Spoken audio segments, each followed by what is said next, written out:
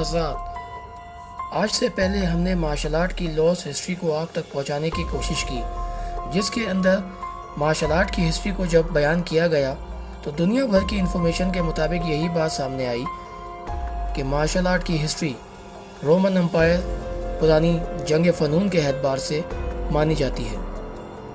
پرانے زمانے کے اعتبار سے رومن امپائر اور فارس یہ دنیا کی سب سے طاقتور سلطنتیں تھیں، جن کو تباہ و برباد کرنے والے، جن کو زوال کی سامنا کرانے والے صحابہ اکرام مسلمان تھے۔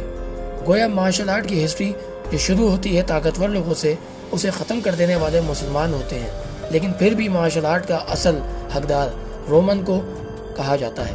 آخر کیوں؟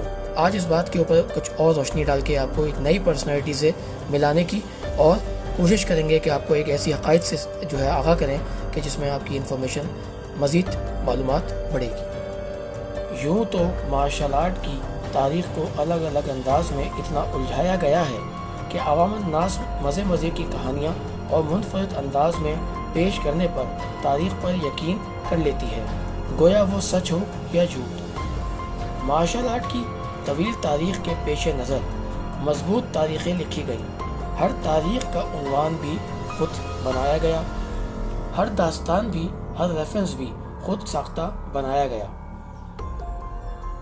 اب جب آنے والی تاریخ پر روشنی ڈالتے ہیں یا کوشش کرتے ہیں تو تاریخ کا عنوان بھی وہی ملتا ہے جو پچھلے لوگوں نے اپنا بنا کے چلے گئے، یہاں تک کہ ریفرنس بھی وہی آتے ہیں سامنے جو ان لوگوں نے خود ساختہ بنائے تھے۔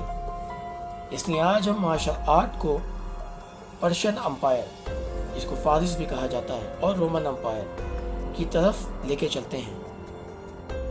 رومن امپائر کی بدترین حالت کے بعد فارس کی سلطنت کا قصہ چھپا دیا جاتا ہے۔ آپ تمام لوگوں نے ویڈیو گیمز تو کھیلے ہوں گے۔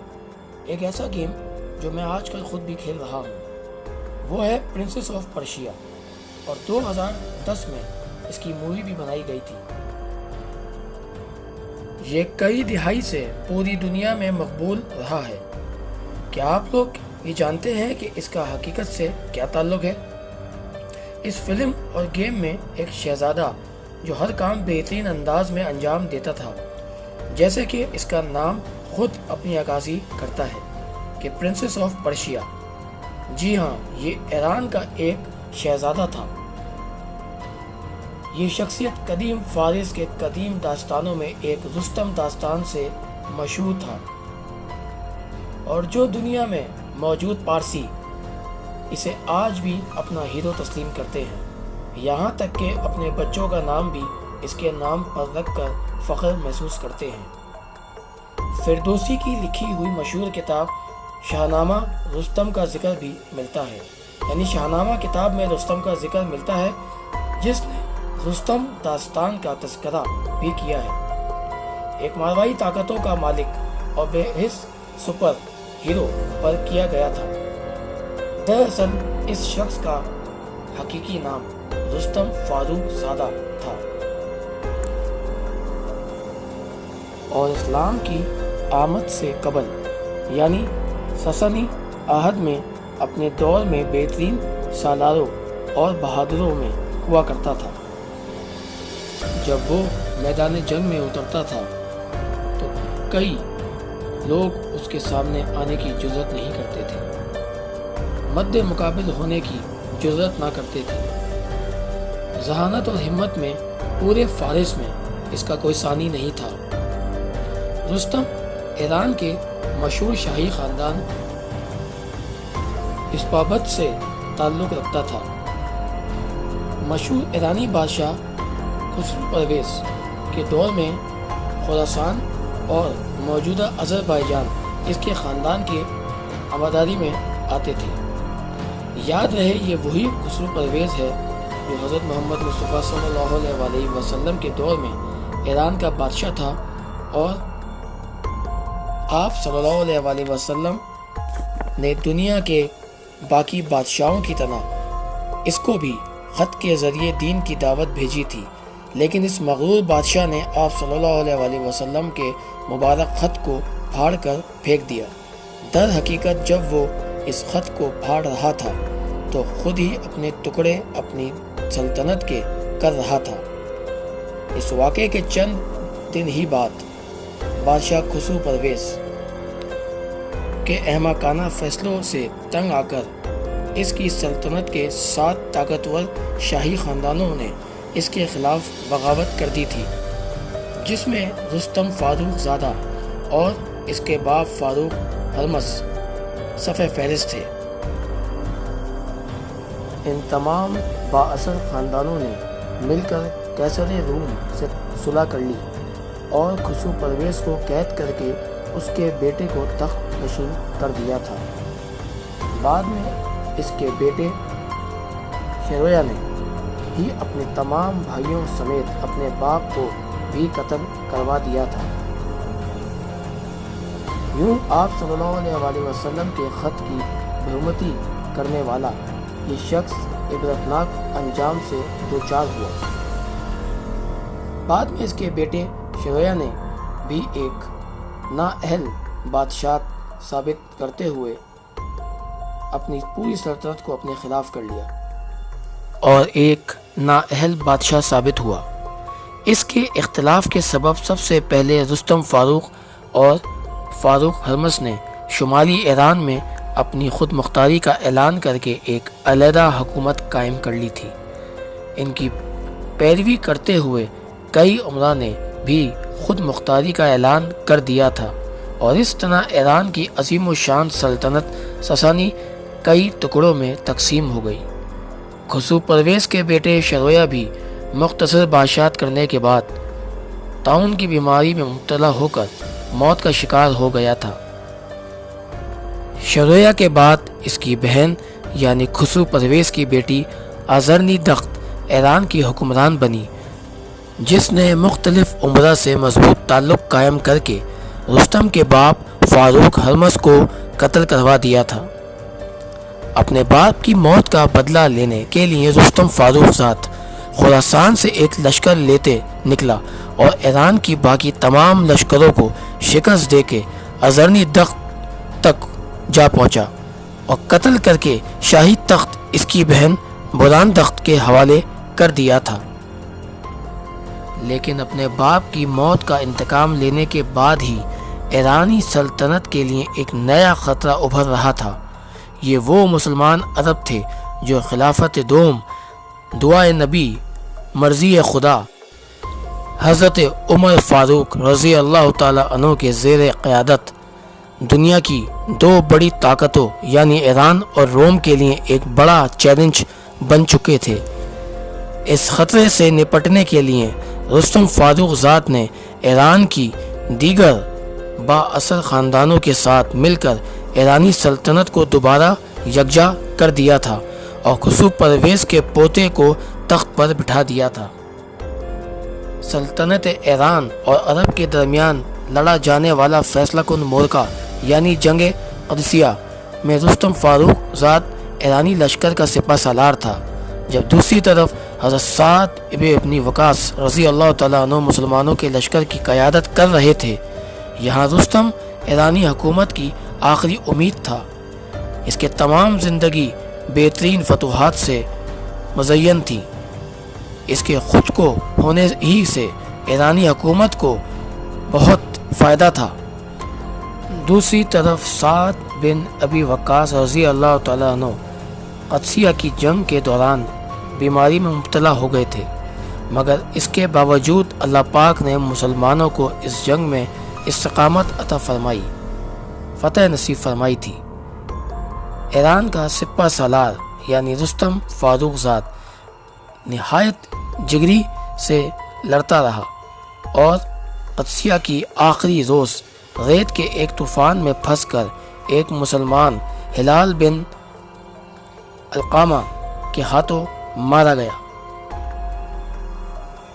لیکن پارسی آیت اور افسانگی میں داستانوں میں آج بھی رستم فاروق کا نام ایک جنگجو، ایک بہادر کے نام سے لیا جاتا ہے، اور یہی شخص رستم پرنس آف پرشیا مشہور زمانہ کردار کی بنیاد بھی ہے۔ لیکن مارشل آرٹ کی قدیم تاریخ کو پڑھیں تو رومن اور ایران فارس کی طاقت کا تذکرہ نکال لیا جاتا ہے، اور یہاں بھی مسلمان خاص صحابہ اکرام کے ہاتھوں زمین بوس ہوتے دکھائی دیں گے۔ میرے صحابہ یعنی ہمارے صحابہ اکرام رضی اللہ تعالیٰ عنہ کی شان اور عظمت کی تاریخ کہیں چھپی ڈھکی نہیں ہے، ساتھ ساتھ کفر کی طاقتور سلطنتوں کو زمین بوس کرنے میں اہم کردار بھی ہے۔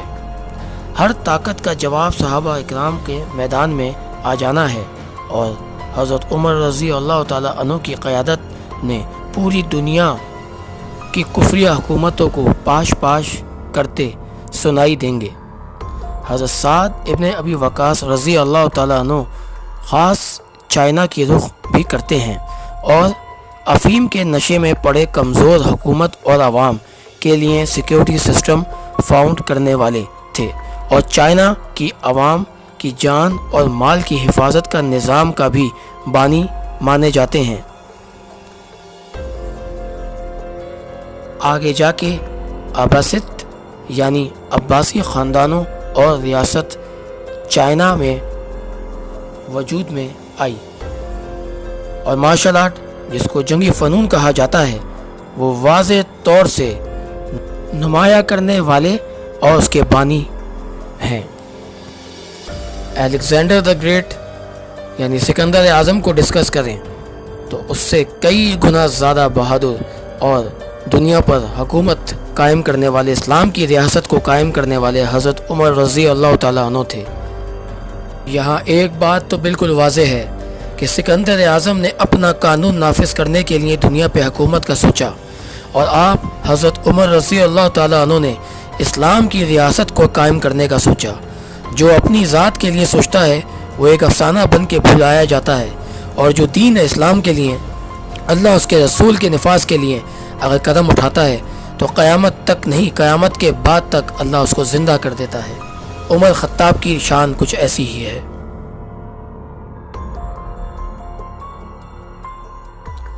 حضرت سعد ابن ابی وقاص رضی اللہ تعالیٰ عنہ نے جب حکومت قائم کی چائنا میں تو ساتھ ساتھ شریعت کا نفاذ بھی کیا اور دین اسلام کی تعلیم دی، اور جس میں چائنا کی سب سے پہلے ہیو پروونس جو وہاں کا صوبہ تھا وہ مسلمان ہوا، اور وہاں سے اسلام تیزی سے پھیلا۔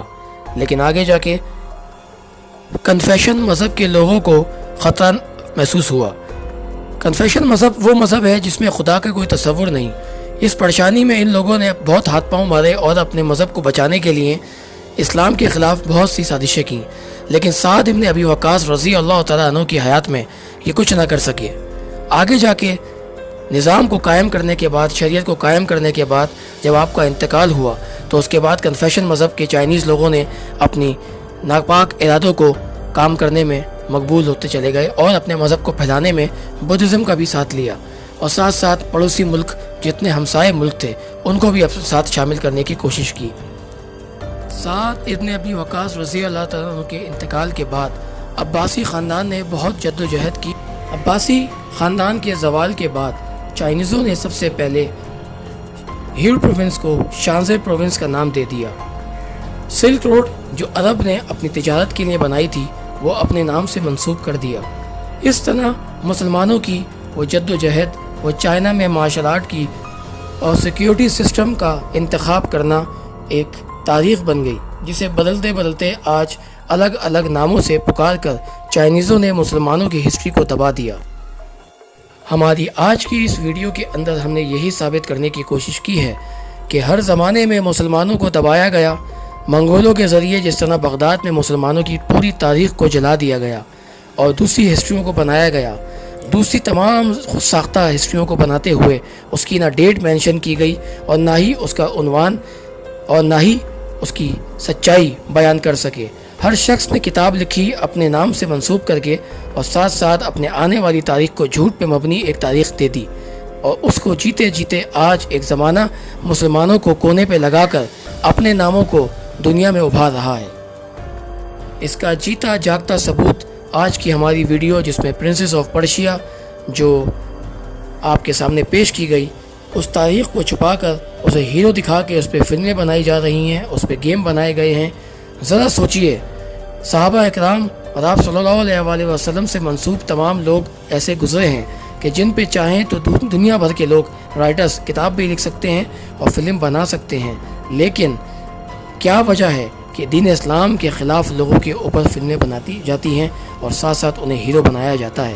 یہ واضح ہے کہ دین اسلام کے دشمنوں کو ہیرو بنانا در حقیقت یہ بتانا ہے کہ دین کے دشمن یہ بھی ہیں جو آپ صلی اللہ علیہ وآلہ وسلم کا خط مبارک پھاڑ دیں اور صحابہ اکرام کے آگے لڑنے کے لیے کھڑے ہو جائیں۔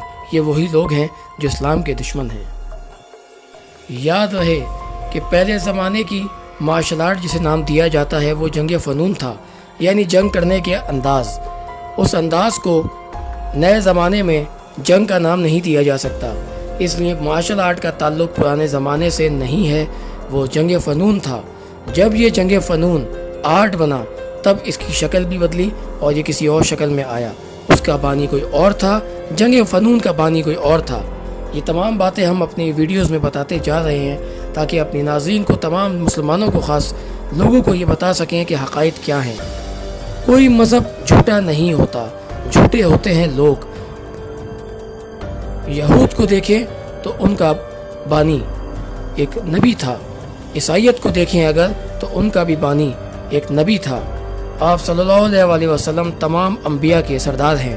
اس بات سے یہ بخوبی سمجھا جا سکتا ہے کہ اللہ تعالیٰ نے اپنے احکام کو دنیا میں بھیجا اور اس سے انکار کرنے والے لوگ الگ الگ فرقوں میں بٹ گئے، لیکن جن کا کام اللہ تعالیٰ کے دین کو پھیلانا تھا وہ آج بھی اپنی ایک خاص شکل میں موجود ہیں اور انبیاء اکرام کے حلیے کو اپناتے ہیں۔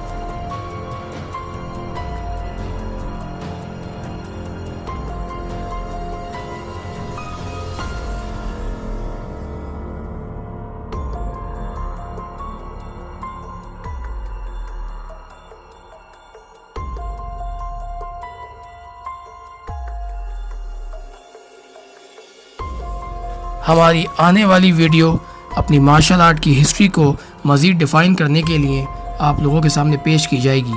اب تک کے تمام پارٹس جتنے ہم نے آپ کے ساتھ شیئر کیے ہیں اس میں ایک منفرد، یونیک ایسی انفارمیشن جو چھپائی گئی تھی وہ ریسرچ کے ذریعے آپ تک ویڈیو کے ذریعے پہنچائی جا رہی ہے۔ آئندہ آنے والی مارشل آرٹ کے اوپر جو ویڈیو ہم بنائیں گے وہ مزید انفارمیشن کے ساتھ ساتھ آپ کو ایک نئی انفارمیشن بھی دیں گے تاکہ آپ لوگ اپنا سچ اور جھوٹ کا فیصلہ کر سکیں اور اپنی مارشل آرٹ کو بہتر کر سکیں۔ بے شک پرانی مارشل آرٹ اور نئی مارشل آرٹ میں زمین آسمان کا فرق ہے، وہ فرق تو ہم بعد میں جانیں گے، پہلے ہم اس کے آباء و اجداد کی کنفرمیشن کریں گے۔